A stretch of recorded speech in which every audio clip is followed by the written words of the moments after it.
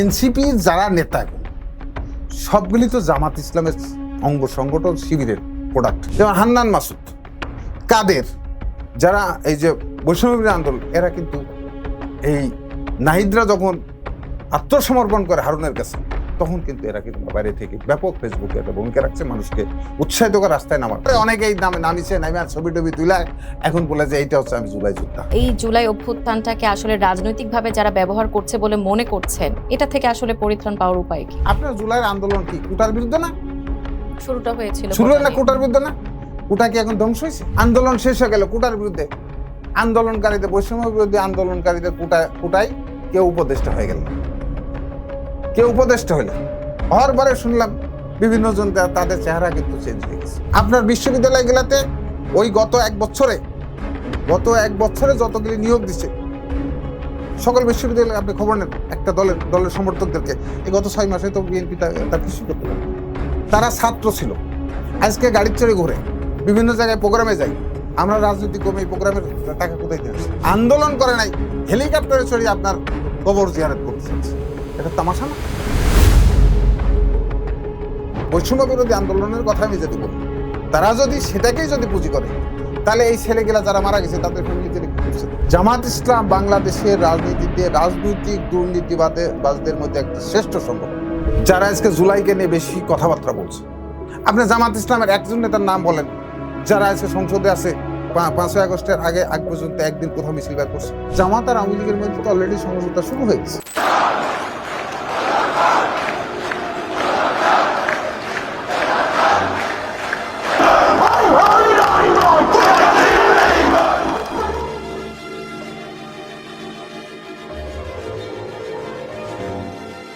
লাখো শহীদের রক্তে কেনা দেশটা কারো বাপের না। হাজারো বজ্রকণ্ঠে ধ্বনিত সেই দেশ বদলের যাত্রায় সাহসী যোদ্ধাদের পাশে ছিল গণতন্ত্রকে ধারণ করা ফেস দ্য পিপল। জুলাইয়ের সহস্র শহীদ, আহত বীর ও সকল যোদ্ধাকে বিনম্র শ্রদ্ধা।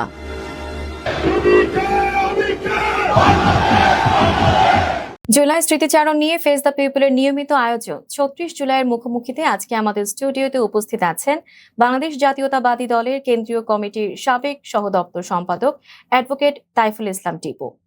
আসসালামু আলাইকুম, স্বাগত আপনাকে। কেমন আছেন? আছি, ভালো আছি আলহামদুলিল্লাহ। জুলাই গণ অভ্যুত্থানের 2 বছর পূর্ণ হয়ে গেল। যদি জানতে চাই, এই গণ অভ্যুত্থানে একজন ব্যক্তি তাইফুল ইসলাম টিপুর কি ভূমিকা ছিল এবং একজন রাজনীতিবিদ তাইফুল ইসলাম টিপুর কি ভূমিকা ছিল, কিভাবে সংজ্ঞায়িত করবেন? আপনাকে ধন্যবাদ, আপনার মাধ্যমে দেশবাসী সকলকে ধন্যবাদ জানাচ্ছি। আজকে এই জুলাই সম্পর্কে কথা বলার একটা সুযোগ পাওয়ার জন্য, একটা আদালতের রায়কে কেন্দ্র করে চাকরির কোটা কে নিয়ে একটা আদালত রায় দেওয়াকে কেন্দ্র করে ছাত্ররা প্রথমে এর প্রতিবাদে বিভিন্ন কর্মসূচি দেওয়া শুরু করে সম্ভবত জুলাইয়ের প্রথম দিকে। যখন এই আন্দোলনটা শুরু হয় তখন রাজনৈতিক বোদ্ধা অনেকেরই এটা নিয়ে সংশয় ছিল, মন্তব্য ছিল, বিভিন্ন রকম মন্তব্য ছিল। এই আন্দোলনটা যে শেষ পর্যায়ে গণ আন্দোলনের রূপ নিবে, এটা বাস্তবতার নিরিখে আমার কাছে মনে হয়েছে যারা আন্দোলনে প্রত্যক্ষ অংশগ্রহণ করছে তারাও চিন্তা করে নাই, আবার রাজনৈতিক বোদ্ধারাও কিন্তু চিন্তা করে নাই, এবং অনেকেরই অনেক রকম মন্তব্য আমি শুনতে দেখেছি। তবে বিএনপি এই আন্দোলনটাকে পরোক্ষভাবে অবজার্ভ করছিল, এবং এনারা সম্ভবত 6 তারিখের দিকে স্থায়ী কমিটির মিটিং করে এই আন্দোলনটাকে অরাজনৈতিক রেখে কৌশলে আন্দোলনটাকে গতিবিধিকে কোন দিকে যাচ্ছে সেখানে সূক্ষ্ম দৃষ্টি রেখেছিলেন বর্তমান প্রধানমন্ত্রী তারেক রহমান। আমার দেখা জিনিস বলছি, এবং বিভিন্ন জায়গায় বিষয়টা নিয়ে উনি কিন্তু আলাপ আলোচনা করছেন। আন্দোলনটা আপনার 14 তারিখের আগ পর্যন্ত একটা সীমিত ছাত্রদের মধ্যে কিন্তু ছিল। 14 তারিখে শেখ হাসিনার একটা মন্তব্যকে কেন্দ্র করে সাধারণ ছাত্র ছাত্রী থেকে শুরু করে সমস্ত মানুষের মধ্যে একটা, বিশেষ করে ছাত্রছাত্রীদের মধ্যে একটা বিশাল একটা প্রতিক্রিয়া সৃষ্টি হয় এবং তারা রাস্তায় নেমে আসে। তাৎক্ষণিকভাবে রাতের বেলায় তারা রাস্তায় নেমে আসে। মূলত এই আন্দোলনটাকে চূড়ান্ত পর্যায়ে নিয়ে যাওয়ার জন্য মুখ্য ভূমিকা আমি মনে করি যে তৎকালীন প্রধানমন্ত্রী শেখ হাসিনাই এই আন্দোলনটাকে চূড়ান্ত রূপ দেওয়ার পরোক্ষ প্রত্যক্ষ উনি ভূমিকা রাখছে। যদি উনি ওই মন্তব্যটা না করতেন তাহলে আন্দোলনটা কোথায় যায় দাঁড়াইতো আমার কাছে সন্দেহ হয়। ঠিক 15 তারিখে 14 তারিখ উনি রিয়াক্ট করার পরে 15 তারিখে ছাত্রলীগকে নামাই দিল।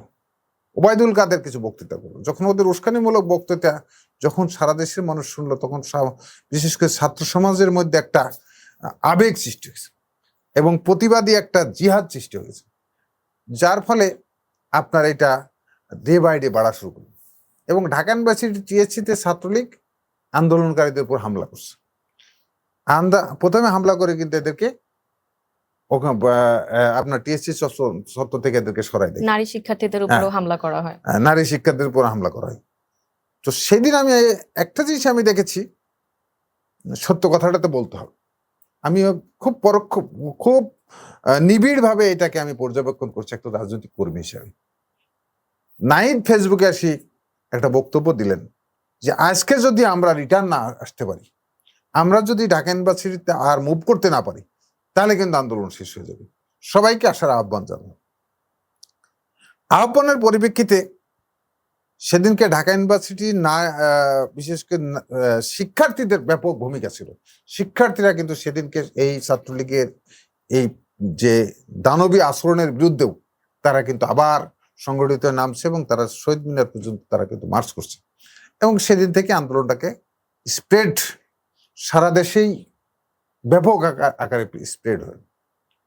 আপনার 18 তারিখে থেকে আপনার ইন্টারনেট সংযোগ সরকার বন্ধ করে দিল, সীমিত আকার করে দিল, ব্ল্যাক আউট করে দিল।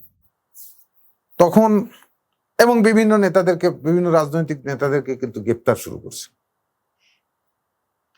যখন এই সময়টাই আমাদের বর্তমান প্রধানমন্ত্রী উনি বিদেশ থেকে বিভিন্ন জায়গাতে উনি বিভিন্নভাবে কথা বলছে, যদিও যখন ইন্টারনেট বন্ধ হয়ে যায়, যদি আমার সাথে ওনার কথা হয়নি, উনি নর্মাল টেলিফোনে যাদের সাথে কথা বলছে তাদেরকে সরকার গ্রেপ্তার করছে। সেদিনকে নজরুল ইসলাম খান, রিজভী আহমেদ সহ তারা ধারাবাহিকভাবে কিন্তু বিএনপির অসংখ্য নেতা কর্মীদেরকে তারা কিন্তু যারা স্ট্রাইকিং ফোর্স তাদেরকে কিন্তু সরকার গ্রেপ্তার করে না। যখন তাদেরকে গ্রেপ্তার করলেন তখন আমি পার্টির সহদপ্তর সম্পাদক হিসাবে সবাই ডিটাচড হয়ে গেছে। তখন কারোর সাথে যোগাযোগেরও কোনো সুযোগ নাই। আমি নিজ দায়িত্বেই চিন্তা করলাম যে আমার একটা দায়িত্ব আছে। রিজভী আহমেদ যেহেতু দপ্তর ছিল, উনি যখন গ্রেপ্তার হয়ে গেলেন, তখন আমার দায়িত্ব হচ্ছে যে আমাকে পার্টিকে সচল রাখা এবং সারা দেশের মানুষের মধ্যে যে বিএনপি যে আন্দোলনের সাথে সম্পৃক্ত আছে এইটা আমাকে আমার জায়গা থেকে করা উচিত। তখন আমি এই নিজ হাতে লেখা প্রেস লিস্ট, কারোর সাথে আলাপ করার সুযোগ না, আমি আমার মতো প্রেস লিস্ট আন্দোলনের পক্ষে পার্টির পক্ষে দেওয়া শুরু করলাম। সেটা কিভাবে? আমাদের একটা ছেলে মারা গেছে, গাফফার, আমাদের অফিসের পিয়ন ছিল। আমি লিখে দিই, ওর কাছে দিই, ও নুঙ্গি পরে যায়। আমাদের যে আপনাদের সাংবাদিক আমাদের সুমন ভাই আছে, এই সুমন ভাই সহ আপনার সাংবাদিকরা ডিএওরাতে অবস্থান করতো, আর কপিটা আমাদের গাফফার যা দিয়ে আসতো। ওরা এখান থেকে বিভিন্ন জনে ভাগ করে নিত। আমাদের সাইরুল, তারপরে আপনার আমাদের মাহফুজ, এরাও বিভিন্ন সোশ্যাল মিডিয়াতে, তখন তো দেওয়াও সোশ্যাল মিডিয়া নাই, যাক বিভিন্ন জায়গাতে এরা দেওয়াতে আমাকে সহযোগিতা করছে। এরপরে দেখলাম যে কিছু কিছু নেটওয়ার্ক আবার সীমিত আকারে যখন চালু করলেন, তখন আমি ওই সকালবেলা উঠে প্রেস লিস্টটা লিখতাম, যেখানে থাকতাম সেখানে লিখতাম, লিখে আমি আমাদের রেজাল্ট থাকতো এক জায়গায়, সেখানে পাঠাতাম। ওখানে সে টাইপ করতো, করার পর সেখান থেকে আমার কাছে আবার আসতো। সেখান থেকে আমি আবার গুলশান অফিসে আমাদের ফিরোজ নামে একটা স্টাফ ছিল, কম্পিউটার ম্যান ছিল, তার কাছে পাঠাতাম। সে আবার সেখান থেকে নিয়ে কারেকশন করি, মহাসচিব থাকতেন বাসায়, মহাসচিব গ্রেপ্তার হয়নি, মহাসচিবের বাসায় এবার নিয়ে যে ওটা চেক করার পরে আমরা বিভিন্ন মাধ্যমে দিতাম, এবং এইটা তখন যখন সামাজিক মাধ্যম যখন সীমিত থেকে যখন আপনার বিস্তার লাভ করলেন, তখন আমাদের এই সাইরুল সহ আমাদের এরা কিন্তু প্রচার করা শুরু, এবং প্রতিদিনই আপনি দেখবেন যে প্রেস রিলিজগুলি, সব প্রেস রিলিজগুলি কিন্তু আমার স্বাক্ষরে হতো, আমার স্বাক্ষরে প্রতিদিন যেত। আমি প্রতিদিনই কোথাও না কোথাও ফেরারের মতন জীবনযাপন করতাম, এবং সারাদিন এই কোথায় কোথায় মিছিল হচ্ছে, কি হচ্ছে, এবং ওদের সাথে আমি বিভিন্ন সময় যা বিভিন্ন মিছিলে বিভিন্ন সময় শরিক হয়েছি, এবং সারা দেশের বিএনপি নেতাকর্মীদের সাথে আমি বিভিন্নভাবে ফোন কালেকশন করে প্রতিদিন কিন্তু আমি একটা করে নতুন সিম ব্যবহার করতাম।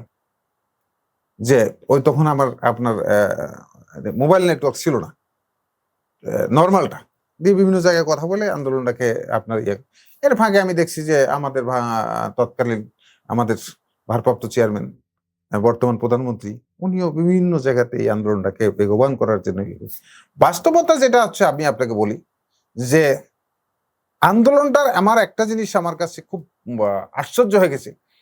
আজকে আমাদের রাজনৈতিক নেতারা যেভাবে আন্দোলনটাকে মনে করছে, তারা সর্বোচ্চ ভূমিকা রাখছে, বা আজকে সংসদে যারা আছে, যারা বিরোধী দলে আছে, সরকারি দলে আছে, অনেকেই অনেক বিপ্লবী কথা বলছে। আসলে বাস্তবতা হচ্ছে তাদের অনেকেরই ন্যূনতম 5 তারিখের 12টার আগ পর্যন্ত কোনো সম্পৃক্ততা ছিল না। আপনি আজকে আমি বলি আপনাকে, আন্দোলনটা কারা করছে তাহলে বলতে পারেন আন্দোলন আপনার, আমি যে ইমোশনটা দেখছি, যে বাচ্চারা চলে আসছে, দেখা যাচ্ছে ফ্যামিলির গার্জিয়ান এক হাতে বাচ্চা আর এক জায়গায় আর এক হাতে বউ নিয়ে আসছে, নিজেও চলে আসছে। জিজ্ঞাসা করছি, কে রে ভাই, গুলি করতেছে, এর মধ্যে সবাইকে নিয়ে আসছে, চলে আসছে। দেখা যাচ্ছে যে ওরা কি বুঝেও না যে আন্দোলনটা কেন করছে। দেখা যাচ্ছে তারা বাবা মারে বলছে যে কালকে সকালবেলা আমাকে কিন্তু মিছিলে না যেতে দিলে আমি সুইসাইড করবো। মানে একটা অভূতপূর্ব যে দৃশ্যর সৃষ্টি হয়েছিল সাধারণ মানুষের ভিতরে, যে এই আন্দোলনে আমাদেরকে শরিক হতে হবে। দেখেন, এই আন্দোলনে একটা সময় কিন্তু ঢাকা ইউনিভার্সিটিকে নিয়ন্ত্রণ করে ফেলছিল সরকার, কিন্তু ঢাকা ইউনিভার্সিটিকে আন্দোলনটাকে একটা সীমিত আকারে নিয়ে এসে ফেলছিল। কিন্তু আন্দোলনের বিস্ফোরণটা কোথায় দিয়ে শুরু হলো? আপনার রামপুরা থেকে শুরু হয়েছে, কখনো উত্তরা থেকে শুরু হয়েছে, কখনো মিরপুর থেকে, কখনো আপনার যাত্রাবাড়ি থেকে, এবং এইসব অঞ্চলগুলাতে কিন্তু বেশি সরকারের দমন হয়েছে, এবং এইসব অঞ্চলগুলো কিন্তু বেশি মানুষকে তারা খুন করছে। এবং কোথাও কোথাও আর্মিদের একটা টিম ছিল আমার দেখা, তারা অনেক জায়গাতে কিন্তু আন্দোলনকারীদেরকে স্পেস দিছে, আন্দোলনে একটা পরোক্ষ একটা সমর্থন দিয়েছে। দেখেন, এই আন্দোলনে যখন আজকে ধরেন এই যে বৈষম্য বিরোধী ছাত্র আন্দোলনের যারা নেতা, আপনার নাইট সাহেবরা 6 জন, এরা ডিবি অফিসে যে 28 তারিখে কিন্তু এই আন্দোলন প্রত্যাহার করেছিল, সরকারের কাছে আত্মসমর্পণ করেছিল। আমি মনে করি যুদ্ধে নেমে আপনার মৃত্যু হতে পারে, বুঝাই তো আমি যুদ্ধে যেতে হবে, আত্মসমর্পণ করা। হ্যাঁ, বলতে পারে যে আমাদেরকে টর্চার করে বলে নিয়েছে, তো টর্চার করবে বুঝেই তো আমরা আন্দোলনে গেছি। যারা মারা গেছে তারা তো বুঝে একটা মঞ্চায়িত নাটক হিসেবে, একটা মঞ্চায়িত হোক আর যাই হোক, তারা তো আন্দোলন প্রত্যাহার করছে। কিন্তু সাধারণ মানুষ, শ্রমজীবী মানুষ, হকার, রিক্সাওয়ালা, ভ্যানওয়ালা, যাদের দিন আনা দিন খা, যে সমস্ত শ্রেণী পেশার মানুষ, ছাত্র থেকে শিক্ষক থেকে শুরু করি সমস্ত শ্রেণীর পেশার মানুষ ওই বিষয়টাকে আমলে না নিয়ে কিন্তু তারা আন্দোলন চালাই গেছে, এবং ডে বাই ডে মানুষের উপস্থিতি বাড়ছে। আপনি আমাকে বলেন যে আপনার আজকে যারা সংসদ সদস্য, যারা আজকে জুলাইকে নিয়ে বেশি কথাবার্তা বলছে, আপনি জামাত ইসলামের একজন নেতার নাম বলেন যারা আজকে সংসদে আছে 5ই আগস্টের আগ পর্যন্ত একদিন কোথাও মিছিল বের করছে। আজকে যারা সংসদ সদস্য হয়েছে, সংসদ সদস্য বিপ্লবী বক্তৃতা করছে জুলাইকে নিয়ে, বিরোধী দলের, হ্যাঁ বিরোধী দল, সরকারি দল সব জায়গায় অনেকেই কোন ভূমিকা আছে। আজকে যে আইনজীবীরা, আমি জানি যে আইনজীবীরাকে দিয়ে আমি মামলা গেলা দেখাইছি, এই যাদেরকে গ্রেপ্তার করছে, কেউ কোর্টে হাজিরা দেওয়ার, কোর্টে যে ওকালতনামা দিবে সাহস পায় না, যে সেরেস্তা থেকে এটা আমরা করাইছি। জয়নাল আবেদিন মেজবা নামে একটা ছেলে এই সমস্ত মানুষের অ্যাডভোকেট, সমস্ত ইয়ার পক্ষে তারা ভূমিকা রাখছে এবং তার সেরেস্তা ভূমিকা রাখছে। আজকে এই সরকার কিন্তু বা এই 5ই আগস্টের পরে কিন্তু সে কোথাও কোনো মূল্যায়িত হয়নি, কোথাও মূল্যায়িত হয় না।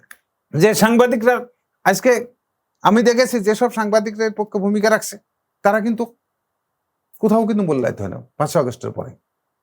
যারা আপনার এরপরে যখন আপনার এক দফার আন্দোলন তো মানুষ, এখন ধরেন কিছু মানুষ কিন্তু আবার ভূমিকা রাখছে, যেটা অস্বীকার করার কিছু নেই। যেমন হান্নান মাসুদ, কাদের, যারা এই যে বৈষম্য আন্দোলন, এরা কিন্তু এই নাহিদরা যখন আত্মসমর্পণ করে হারুনের কাছে তখন কিন্তু এরা কিন্তু বাইরে থেকে ব্যাপক ফেসবুকে একটা ভূমিকা রাখছে, মানুষকে উৎসাহিত করে রাস্তায় নামার। কিন্তু এমন একটা পর্যায়ে চলে গেছিল তখন আর মানুষ, প্রত্যেকটা মানুষ নেতা হয়ে গেছিল, প্রত্যেকটা মানুষ যারা জীবন দিছে তারাও জানতো না যে কি কারণে আন্দোলন যাচ্ছে জীবন। এবং আমি অদৃশ্য মানে একটা আশ্চর্য একটা জিনিস, যেখানে গুলি হচ্ছে, একজন গুলি হচ্ছে, মারা যাচ্ছে, মানুষ পালায় যাওয়ার কথা, মারা যাচ্ছে, সেখানে আজকে মারা গেছে 2 জন, কালকে 20 জন মারা গেছে। যে যে আবেগ, প্রত্যেকেই মনে করছে যে একটা জিনিস, আমি রাজনৈতিক কর্মী হিসেবে মনে করি, যতক্ষণ পর্যন্ত আবেগ সৃষ্টি না হবে ততক্ষণ পর্যন্ত সেই আন্দোলন সফল হবে না। আমরাও এরশাদ বিরোধী আন্দোলন দেখেছি, যারা যখন আবেগ সৃষ্টি হবে তখনই সেটা সফল হবে। প্রত্যেকের ভিতরে একটা আবেগ সৃষ্টি হয়ে গেছিল যে আমরা যদি একটা শহীদের, একটা লাশের বিনিময়ে যদি আমার এই সফল হয় তাহলে আমি লাশ হব। প্রত্যেকটা মানুষের ভিতর কিন্তু ভীত মানুষগুলো সাহসী হয়ে গেছিল। রাজনৈতিক যে সব নেতারা আজকে দাবি করছে যে আমাদের কারণে, এবং সংসদে জুলাইয়ের পক্ষে বিপক্ষে যারা খুব মানে কথা বলছে, তাদের কিন্তু ওই ভূমিকা ছিল না। এখন সাধারণ মানুষের আবেগ, সাধারণ মানুষের রাজপথে দীর্ঘদিনের পুঞ্জীবিত ক্ষোভ, 17 বছরের ক্ষোভ, সকল ক্ষোভ যখন এক জায়গায় হয়ে মানুষ যখন একাকার হয়ে রাস্তায় নেমে গেছে, তখন ইমোশন যখন সৃষ্টি হয়েছে, এই ইমোশনের মধ্য দিয়ে ধরেন আমি আপনারে বলি, 5 তারিখ 4 তারিখেও কিন্তু একটা সহিংস ছিল যে আন্দোলন কালকের কি হবে। আমি খুব কাছে থেকে দেখেছি যে আপনার চিন্তা করছি যে কালকে ঢাকা ইউনিভার্সিটি তারা নিয়ন্ত্রণ করবে। 11টার পরে যখন দেখেছি যে উত্তরা থেকে মিছিল স্টার্ট হয়ে গেছে, রামপুরাথিন যখন মিছিল স্টার্ট হয়ে গেছে, তখন আর কিন্তু সরকার নিয়ন্ত্রণ করতে পারেনি। এরপরে অনেকেই নামিছে, নামে ছবি টবি তুলায় এখন বলে যে এইটা হচ্ছে আমি জুলাই যোদ্ধা, অনেক বড় বড় নেতারা। এবং এই 5ই আগস্টের পরে যারা বেনিফিটেড হয়েছে ওই মানে আপনার অন্তর্বর্তীকালীন সরকারের, তাদেরও অধিকাংশর কিন্তু ভূমিকা ছিল না এই আন্দোলনে রাজপথে। এবং ওইটাকে কেন্দ্র করে আজকে যে বিভিন্ন জায়গায় বিভিন্ন জন যে সুযোগ সুবিধা নিচ্ছে সরকার থেকে, তাদের অনেকেরই কিন্তু কোন আন্দোলনে ভূমিকা ছিল না। 17 বছরের আন্দোলনের ভূমিকা ছিল না। আজকে ধরেন সরকারের অনেক গুরুত্বপূর্ণ জায়গায় অনেকে চলে গেছে, 17 বছরে একটা মামলা হয়নি গুরুত্বপূর্ণ জায়গায়। আচ্ছা, এই জায়গায় একটা প্রশ্ন করি। আপনি কিছুক্ষণ আগে বলেছেন যে অনেক নেতা বা সাংবাদিক পর্যন্ত পরবর্তীতে মানে তারা অবমূল্যায়িত হয়েছে। এই যে অবমূল্যায়ন, এটার পিছনে কি দায়ী?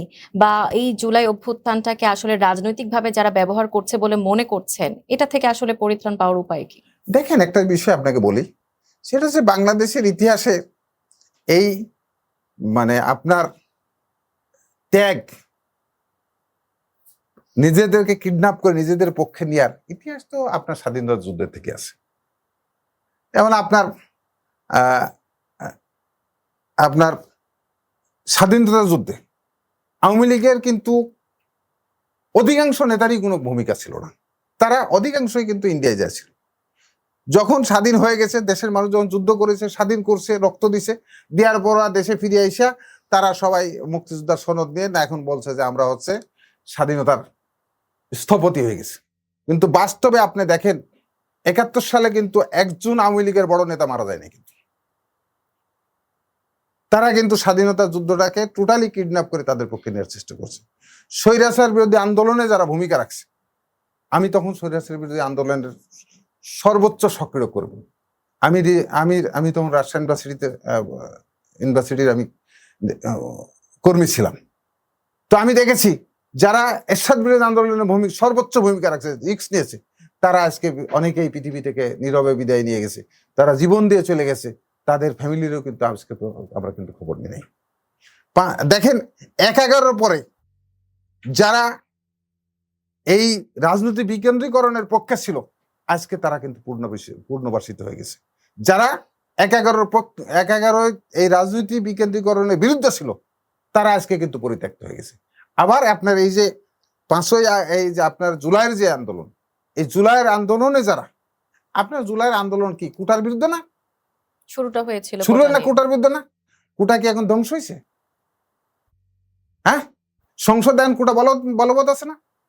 এনসিপি কোটায় মহিলা এমপি নিছে না? জামাত কোটায় আপনার মহিলা এমপি নিছে না? ইসলামিক সংরক্ষিত নারী আসনের কথা বলছি। সংরক্ষিত নারী আসনে আপনার ওখানে কোটার যদি বিরুদ্ধে ওখানেই হয়, তাহলে কোটাতে এখানেও বলবৎ, ওপেন ভোট দিয়ে দেন, ওপেন ভোট হোক। কোটার ভাগ তো সবাই নিচ্ছে।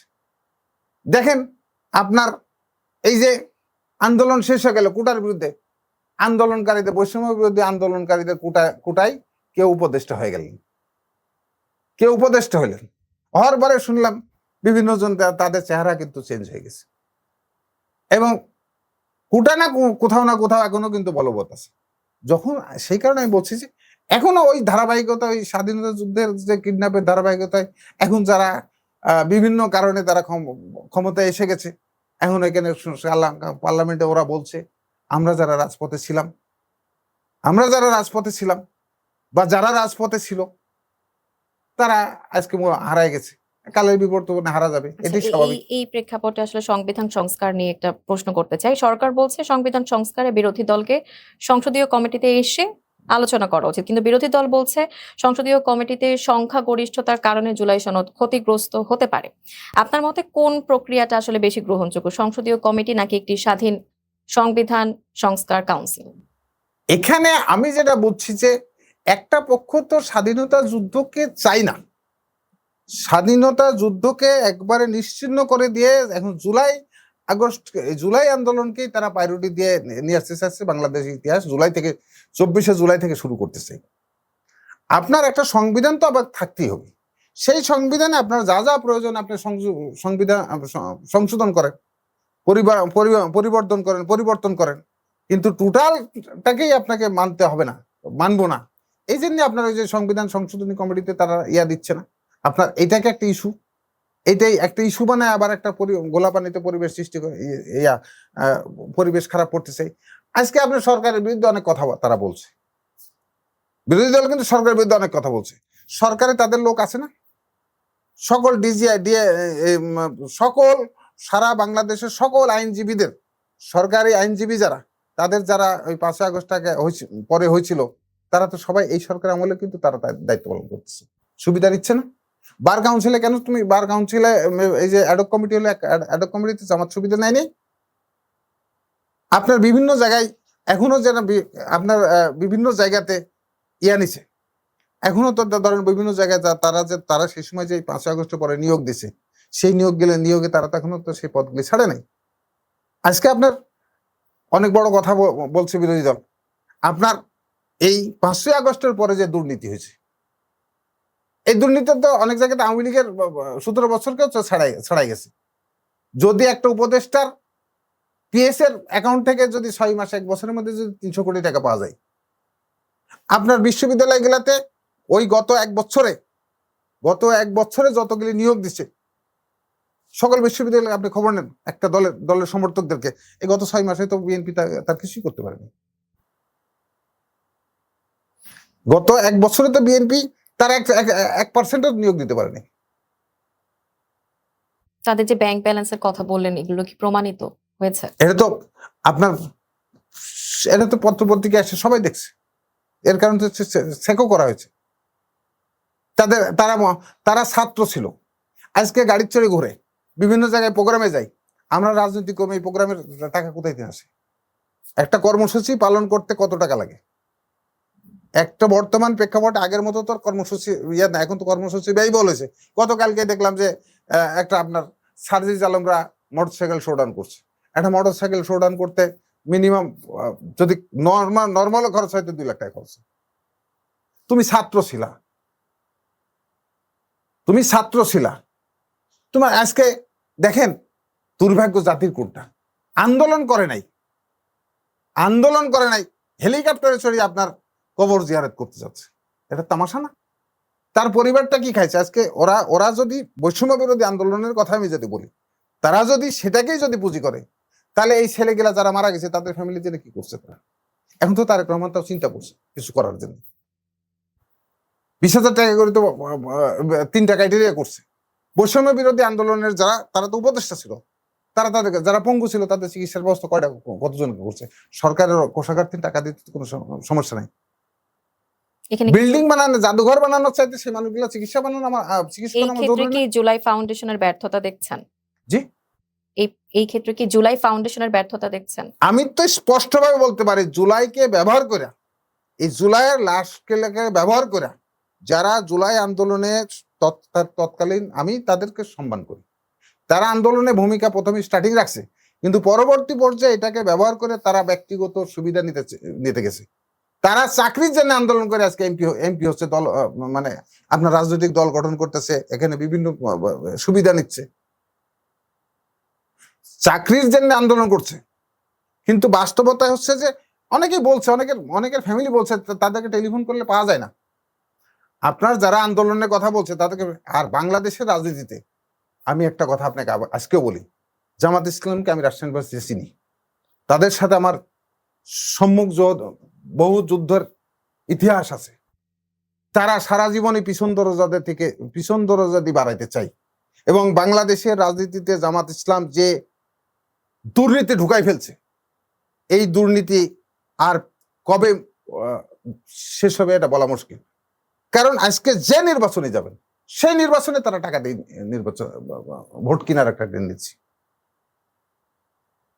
আপনি ফেয়ার জায়গায় থাকতো, কিন্তু এই যে দুর্নীতি, রাজনৈতিক দুর্নীতি, সামাজিক দুর্নীতি, আপনি ইয়ানতের টাকা তুলেন মানুষের কাছ থেকে, সে টাকা নিয়ে যে আপনি আজকে ব্যাংক ব্যালেন্স করছেন, আপনার ব্যাংকে ইসলামী ব্যাংকের গ্রাহক, সেই ইসলামিক ব্যাংকের বিরুদ্ধে যারা আপনার কমিটিতে আসছে তাদের বিরুদ্ধে ভূমিকা রাখছে।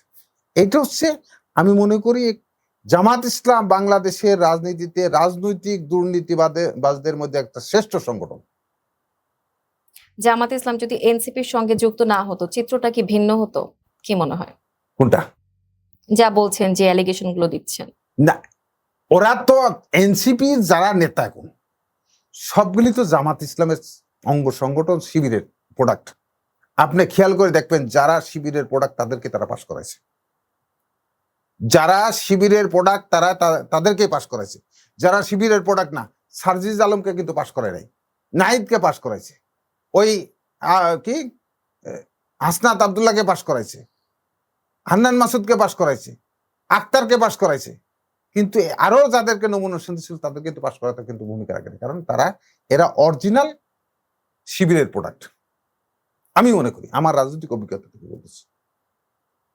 আজকে দেখেন মামুনুল হককে কিন্তু পাশ করাতে ভূমিকা রাখে নাই, কর্নেল অলিকে পাশ করাতে কিন্তু জামাত ভূমিকা রাখে নাই, মামুনুল হককে পাশ করাতে ভূমিকা রাখে, কিন্তু কর্নেল অলিকে ভূমিকা, কিন্তু এদেরকে পাশ করাতে ভূমিকা রাখছে, কারণ এরা তাদের প্রোডাক্ট, তাদের প্রোডাক্টের বাইরে ছদ্মবেশী তাদের প্রোডাক্ট, এবং প্রত্যেকটা রাজনৈতিক দলের মধ্যে তাদের ছদ্মবেশী প্রোডাক্ট আছে, আওয়ামী লীগের মধ্যে আছে।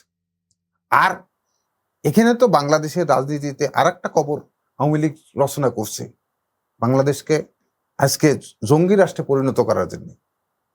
সে সর্বশেষ শেখ হাসিনার সিদ্ধান্ত আর একটা জীবনে বড় ভুল করছে, যে আওয়ামী লীগের সকল নেতাকর্মীদেরকে জামাতের পক্ষে ভোট দেওয়ার সিদ্ধান্ত দিয়ে, এবং তারা জামাতের পক্ষে ভোট দিয়েছে বিদায় কিন্তু জামাতের আজকে ভোটের পার্সেন্টেজ বাংলাদেশে এখনো 5-10% বেশি জামাতের ভোট নেই। আর রাজনৈতিক দল হিসাবে আমি বলি, জুলাই আন্দোলনের যেহেতু কথা, রাজনৈতিক দল হিসাবে একটা দল মিছিল করতে হয়, সেটা হচ্ছে যে চরমনার যে দলটা, আপনি মনে পড়ে কিনা, তারা কিন্তু মাঝে মাঝে কিন্তু ওই আন্দোলনের মধ্যে কিন্তু তাদের রাজনৈতিক ব্যানারে মিছিল করছে। আর কোনো দলকে কিন্তু রাজনৈতিক ব্যানারে কোনো আন্দোলনে কোথাও মিছিল করেছে এর কোনো নজির নেই। এবং সারা বাংলাদেশেও আপনার পরোক্ষ প্রত্যক্ষ। বাট আমি আবারও বলি, এই টোটাল আন্দোলনের বিষয়ে তারেক রহমান প্রচন্ড সিরিয়াস ছিলেন এবং উনি সর্বক্ষণিক 24 আওয়ার্স চেষ্টা করছে যেখানে যে অবস্থায় আপনার। কিন্তু বাস্তবতা আমি আবারও বলছি, এই আন্দোলনটা ছিল সমস্ত মানুষের অলৌকিক একটা আবেগের জায়গা। এই আবেগ আর সৃষ্টি হবে কিনা আমার জীবন দশায় আমি আর দেখতে, কারণ আমি এই দীর্ঘ 43-44 বছর রাজনৈতিক এরশাদ বিরোধী আন্দোলন দেখেছি, তখনও দেখছি। কিন্তু এই যে পরিমাণ মানুষের আবেগ সৃষ্টি হয়েছে, যে পরিমাণ মানুষ রাস্তায় নেমেছে, এই পরিমাণ মানুষ আর কখনো রাস্তায় নামবে বলে আমার কাছে মনে হয় না। আচ্ছা, আমি জুলাইয়ের প্রসঙ্গে একটু আগে আপনি একটা কথা বলেছেন, ওইটার রেশ ধরে একটা ছোট প্রশ্ন করব। বললেন যে শিবিরের আদর্শে বিশ্বাসী যারা, তাদেরকে আসলে জামায়াত ইসলাম হচ্ছে ইলেকশনে জিতিয়েছে কোনো না কোনো ভাবে। তো যাদের নাম নিলেন তারা তো আন্দোলনের সম্মুখ সারির সমন্বয়ক ছিল। তাহলে কি আন্দোলনটার কোনো একটা মেটিকুলাস ডিজাইনের ব্যাকআপে জামাতে ইসলামের হাত ছিল বা ভূমিকা ছিল? আপনার জামাত ইসলামের আমি তো বললাম যে জামাত ইসলাম কখনো কখনো অন্ধকারে চান্স নিতে চাই, কিন্তু বাস্তবতা হচ্ছে প্রথম আন্দোলনটা তো আসলে আমি আবারও বলছি যে এটা একটা কোটার বিরুদ্ধে একটা মুভমেন্ট ছিল, চাকরির কোটার বিরুদ্ধে একটা মুভমেন্ট ছিল। কিন্তু বাস্তবতা হচ্ছে যে এরা হয়তো ছদ্মবেশী জামাত থাকতেই পারে, কিন্তু সামগ্রিক জামাতের কোনো ভূমিকা, তারা প্ল্যান মাফিক যে এদেরকে যে তাদের মাঠে নামাইছে। ভূমিকাটাকে কি আমরা ডিনাই করছি কিনা বা কাদের? করছেন কিনা, যাদের নাম বললেন সম্মুখ সারি সমন্বয়ক? আমি প্রথম পর্যায়ে তাদের আন্দোলন পলিসিকে আমি অবশ্যই শ্রদ্ধা করি। সেকেন্ড হচ্ছে যে তারা একটা জায়গায় হারুনের কাছে তো আত্মসমর্পণ করছে, এটা তো অস্বীকার করার কোনো সুযোগ নেই। এই আন্দোলনকারী যারা সমন্বয়কারী ছিল, তারা তো হারুনের কাছে যে কোনো পরিস্থিতিতে তো আপনার ছিল। নেলসন ম্যান্ডেলা কিন্তু 33 বছর জেল খাটছে, আপোষ করছে কি? 17 বছর রাজপথে আমরা ইচ্ছা করলে কিন্তু ক্ষমতায় খালেদা জিয়া যেতে পারত, সুযোগ কিন্তু খালেদা জিয়া ছিল। খালেদা জিয়া বিদেশে যায় কিন্তু আরামে থাকতে পারত, সেই সুযোগ কিন্তু খালেদা জিয়ার ছিল। কিন্তু খালেদা জিয়া কিন্তু সর্বশেষ নির্যাতিত নিপীড়িত হয়ে কিন্তু পৃথিবী থেকে বিদায় নিতে এসে আপোষ করে নাই, দেশও ছেড়ে পালা যায়নি। যখন আমি রাজনৈতিক কর্মী হিসেবে আমি তো অনেকবার জেলে গেছি, কিন্তু আমরা কি কখনো আপোষ করছি? আপনি রাজপথে কখনো টার্গেট করলে তো আপনার আপোষ করার কোনো সুযোগ নেই, আর আপোষ করলেই মানে তো আপনি হেরে গেলেন। এটা যখন মনে হয়েছিল যে তারা আপোষ করছেন, তখন কি মনে হয়েছিল আন্দোলনটা কোন দিকে যাচ্ছে আসলে? যখন তারা আপোষ করেছে তখন আন্দোলন আর তাদের হাতে ছিল না, আন্দোলন সাধারণ মানুষের হাতে চলে গেছিল। এবং আন্দোলনটা শেষ পর্যন্ত সাধারণ মানুষ, আমি তো বললাম যে বিভিন্ন শ্রেণী, আপনার হকার, আপনি ভিক্ষুক, রিক্সা চালক, ভ্যান চালক, আপনার এই শ্রেণীর মানুষরা কিন্তু আন্দোলনকে বেগবান করছে।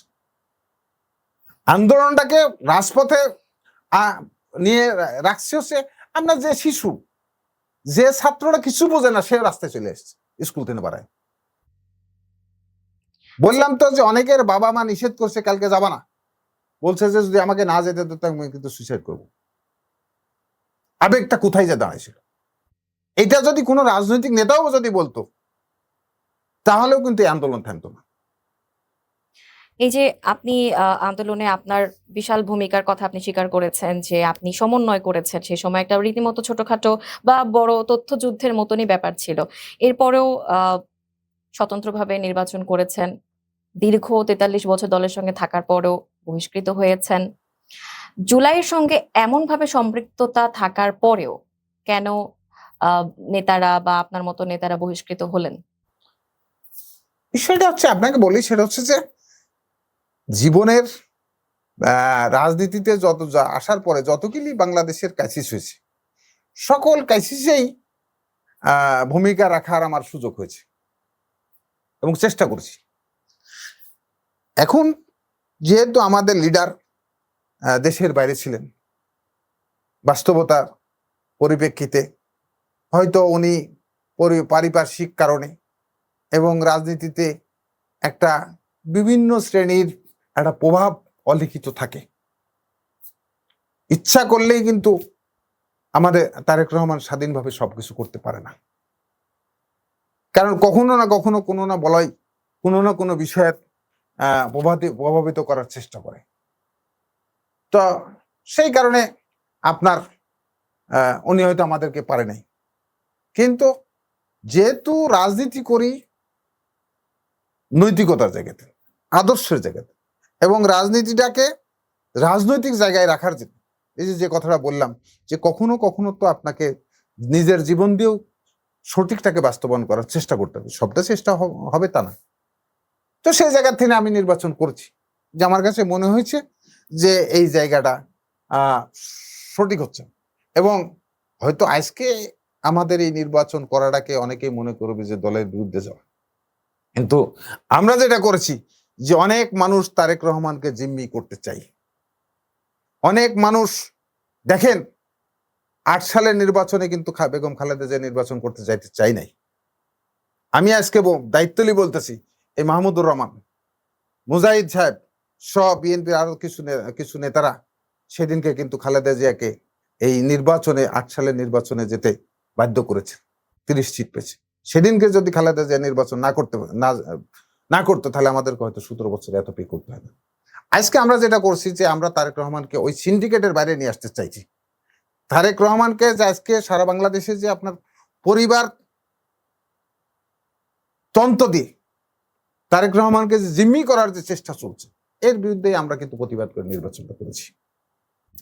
হ্যাঁ, আজকে দৃশ্যমান হয়তো মনে হচ্ছে যে এটা আমরা ভুল করেছি, কিন্তু একদিন এমন পরিস্থিতি আসবে, আজকে থেকে কিছুদিন অনেকদিন হয়তো কালের বিবর্তে একদিন মনে করে যে আমরাই সঠিক কাজটা করেছি।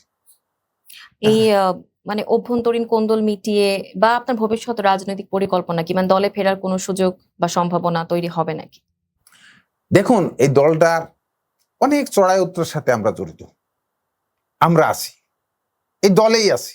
আমরা তো অন্য কোনো দলে যোগ দিই নাই, অন্য কোনো দলে যোগ দিব না। দলের একটা সিদ্ধান্ত আমার কাছে মনে হয়েছে যে এই সিদ্ধান্তটা পলিসিটা হয়তোবা সংশোধন পরিবর্তন করা উচিত, সেই কারণে আমরা নির্বাচন করছি, দলেই আছি।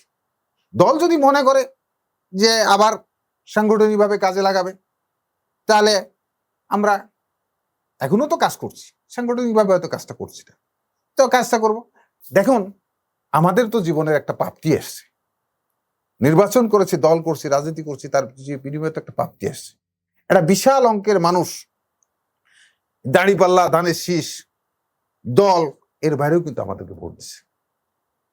আমরা যারা স্বতন্ত্র ভোট করছি 6% উপরে কিন্তু আমরা স্বতন্ত্র ভোটার ক্যান্ডিডেটটা ভোট পেয়েছি। আমি ধরেন ৭৩,০০০ উপরে আমি ভোট পাইছি।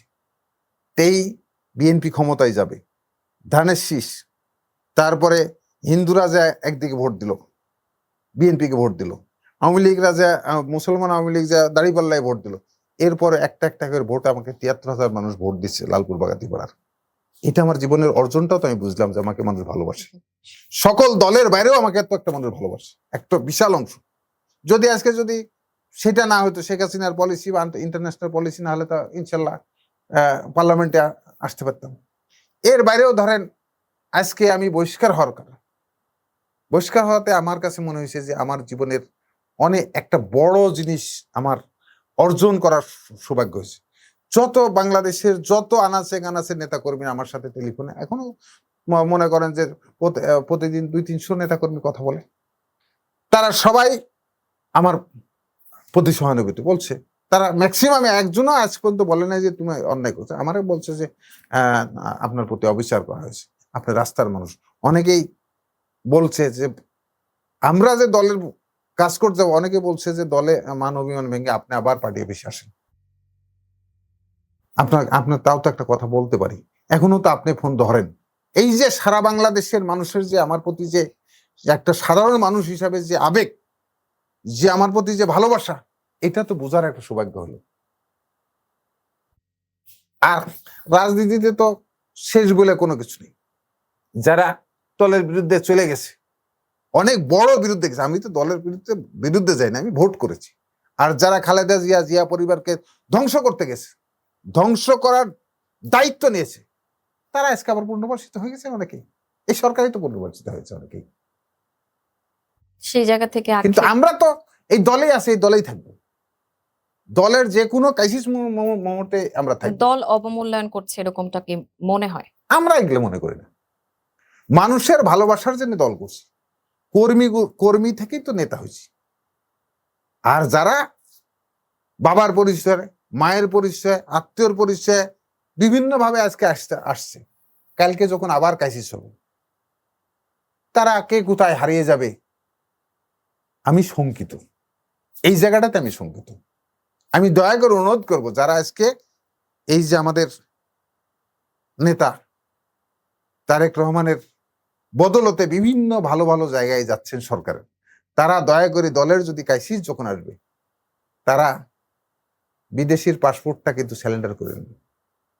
বিদেশে পাসপোর্ট, বউ বাচ্চাদেরকে বিদেশে রেখে দেশের এই যে সরকারের হানিমুনে না থাকে, দলের যদি কোনো কোনদিন ক্রাইসিস হয়, সেই ক্রাইসিসে আপনারাও থাকেন, আমরাও আপনাদের সাথে থাকবো, যে অবস্থাতেই থাকি। আমরা অনুষ্ঠানের প্রায় শেষ পর্যায়ে চলে এসেছি। আবারও জুলাইয়ের একটা প্রসঙ্গে যাই। যারা জুলাইয়ে জীবন দিয়েছেন, জুলাইয়ের আহত বা শহীদদের পরিবার, তাদের প্রতি আসলে সরকারের কি কি জরুরি দায়িত্ব আছে বলে আপনি মনে করেন?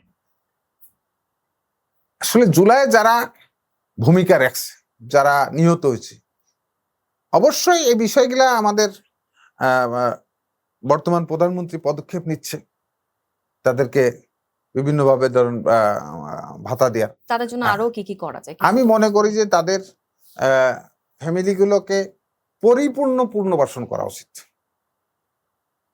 যারা নিহত হয়েছে তাদের ফ্যামিলিকে আর কখনো কারো কাছে যে ভাতার জন্য প্রতিদিন, আজকে যেমন এই সরকার ভাতা চালু করছে, কালকে যদি আল্লাহ না করে যদি আবার যদি সরকারের পরিবর্তন ঘটে, আবার আওয়ামী লীগ যদি চলে আসে, সরি, তাহলে তো এই ভাতা বাতিল করে দিবে। আওয়ামী লীগ যদি আজকে আবার যদি কোনো কারণে যদি কালের বিবর্তনে যদি আওয়ামী লীগও তো মনে করছে, সম্ভাবনা কি আছে? আজকে আওয়ামী লীগও তো মনে করছে যে 17 বছর নির্যাতন করছে, বিএনপি আর ক্ষমতায় আসবে না, বিএনপি আর ফিরে আসবে না, বিএনপি আর রাষ্ট্র ক্ষমতায় যেতে পারবে না, তাই তো মনে করছে সবাই। সে রাজনীতির প্রেক্ষাপট কখন কোনটাতে যাবে, আজকে ধরেন একসময় জামাত বিএনপি একসাথে, গণ অভ্যুত্থানের মাধ্যমে তো আসলে বিতাড়িত হয়নি। আওয়ামী লীগ তো বা শেখ হাসিনা তো গণ অভ্যুত্থানের মাধ্যমে বিতাড়িত হয়েছে। সেই ক্ষেত্রে তাদের আবার ফিরে আসা। শুনেন, গণ অভ্যুত্থানের মাধ্যমে ফিরে আসুক আর যাই করুক, আমি রাজনৈতিক কর্মী হিসেবে বলি, আওয়ামী লীগের তো বিশাল একটা কর্মী বাহিনী বাংলাদেশের মধ্যে এখন অবস্থান করছে।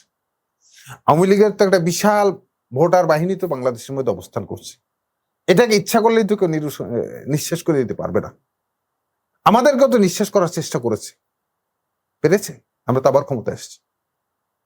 তো আমি মনে করি যে রাজনৈতিক সিদ্ধান্ত রাজনৈতিক প্রক্রিয়ার মধ্যে যাবে, যে আসবে না, আসতে পারবে না, একবারে আসতে পারবে না, এটা তো দেখা যাচ্ছে। আমি তো, আমার কাছে যেটা মনে হয়েছে যে জামাত আর আওয়ামী লীগের মধ্যে তো অলরেডি সমঝোতা শুরু হয়ে গেছে। তারা তো একসাথে মনে হয় যে কোনো মুহূর্তে, যেন 96 সালে বিএনপির বিরুদ্ধে আন্দোলন নামছিল, তারা তো আবার আন্দোলন নামার শুরু করে, নামার জন্য প্রস্তুতি নিচ্ছে।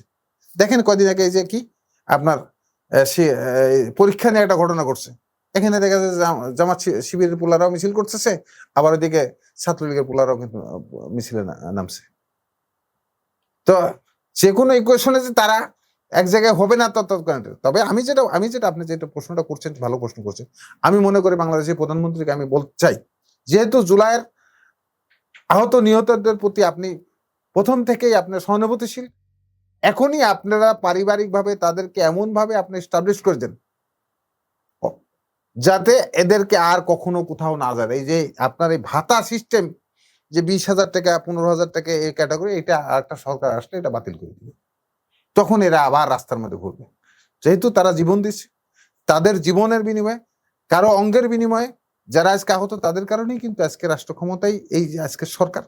আমি মনে করি যে এদেরকে পরিপূর্ণভাবে মানে একবারে তাদেরকে পুনর্বাসন করা, ওই পার্ট টু পার্ট, যেমন আপনার মুক্তিযোদ্ধাদেরকে ভাতা সিস্টেম করছে। দেখা গেছে যে মুক্তিযোদ্ধা যারা করছে তারা ভাতা পায় না, আবার যারা মুক্তিযোদ্ধা ছিল না তারা ভাতা পায়। এমন হয়েছে যে পরবর্তী পর্যায়ে আপনার যারা মুক্তিযুদ্ধের সময় 2 বছর 5 বছর 3 বছর বয়স, তারা এখন মুক্তিযোদ্ধার ভাতা নিছে, আর ওইটার কারণে তো এই আন্দোলনটা শুরু হয়েছে।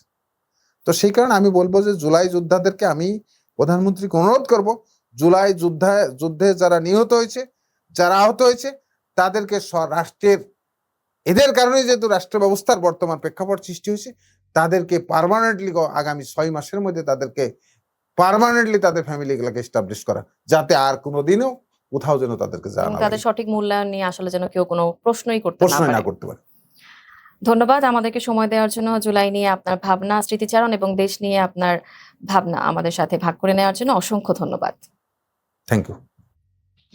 দর্শক, এরই সাথে শেষ করছি আমাদের আজকের ৩৬ জুলাইয়ের মুখোমুখি। পরবর্তী আয়োজনে দেখা হবে নতুন কোনো অতিথির সঙ্গে। সে পর্যন্ত ভালো থাকুন, সুস্থ থাকুন। ধন্যবাদ।